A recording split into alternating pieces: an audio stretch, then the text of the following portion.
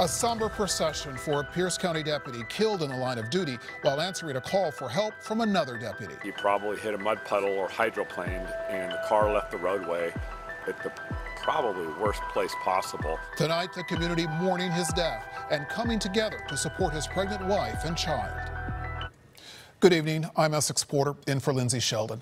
The deputy died in a crash on 112th Street East in Parkland, just 8 minutes from the domestic violence call he was heading towards. That deputy has been identified as 25-year-old Cooper Dyson. KIRO 7's Deborah Horn is live in Parkland, and Deborah, speed and rain are being blamed for this deputy's death.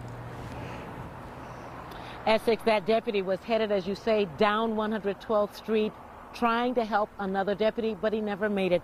Instead, he lost control right in this area, and he died near here. A kind of heaviness hung in the air, made weightier still by the darkness and the rain on this Saturday before Christmas. A Pierce County Sheriff's deputy killed as he raced to the aid of another deputy on a domestic violence call that was going wrong. One of the people involved in domestic violence had armed themselves with a shotgun, so our deputy called for backup. Detective Ed Troyer says the deputy was speeding when he lost control. But he had his lights and siren on. He was going, no other cars on the road. They believe he hit a patch of water, hydroplaned, barrel rolled, and landed. Then his patrol car burst into flames. And unfortunately, he was trapped inside the car. And by the time anybody got here, it was fully engulfed and the car burned, and he lost his life. The deputy has been identified as 25-year-old Cooper Dyson, married with one child, a second child on the way. This family has changed forever. We happened to spot Keith Galbraith, who lives nearby. He works in the domestic violence field and says he has seen the devastation that accompanies such tragedies. This is the time the community needs to step up, I believe. Someone whose name is lost to history once wrote, "Not all men are created equal, but only the finest men become police officers."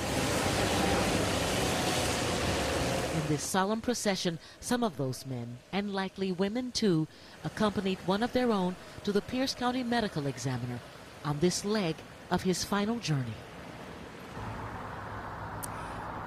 These flowers you're looking at, a symbol of the sadness, the tragedy that happened here. We expect there will be more expressions of sadness over the coming days as this community begins to mourn the loss of someone who swore to serve and protect. We're live here in Parkland. Deborah Horn, KIRO 7 News. This is far from the first time there has been an accident in this area related to domestic violence. I've seen too many domestic violence related murders and homicides and deaths. And right here on 112th Street last year, there was a man who T-boned his fleeing girlfriend, I believe. KIRO 7 was at the scene of that crash as well. The force was so great, his Volkswagen flipped over and into the apartment building. Both had to be cut out of their cars. Today's tragedy comes at a somber anniversary for the Pierce County Sheriff's Department. It was 10 years ago today that two Pierce County deputies were shot answering a domestic violence call.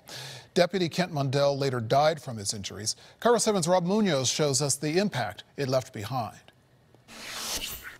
It was 10 years ago today that 44-year-old Pierce County Deputy Kent Mundell was shot. Sheriff Paul Pastor made a difficult announcement just days later. This is somebody we knew, somebody we've worked with, somebody we've taken risks with, somebody who has backed us up on things, and it's hard. It's hard. Deputy Kent Mundell and his partner, Sergeant Nick Hausner, were both shot in an Eatonville shootout with a domestic violence suspect. Deputy Mundell never recovered and was taken off life support. A man who served with tremendous heart and served in a way that he was willing to lose his life. The community, like times before and sadly in times since, gathered in a vigil to honor Deputy Mundell. A stone there was engraved with the names of Pierce County deputies who lost their lives in the line of duty. We need to heal. We need to stop. I think the biggest thing in all of us being out here, if we can be here, is just get the message out. No more. No more. We can't keep this happening. Since Mundell's death, two other Pierce deputies have fallen. One of them, Deputy Shannon Wright, after an injury on duty. And just last year, Deputy Daniel McCartney killed in a shootout with a robbery suspect.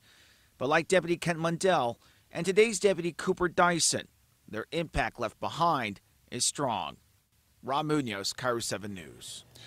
Deputy Mundell's daughter married 4 years ago. 4 law enforcement officers, including one from the Sheriff's Department, walked her down the aisle and gave her her first dance.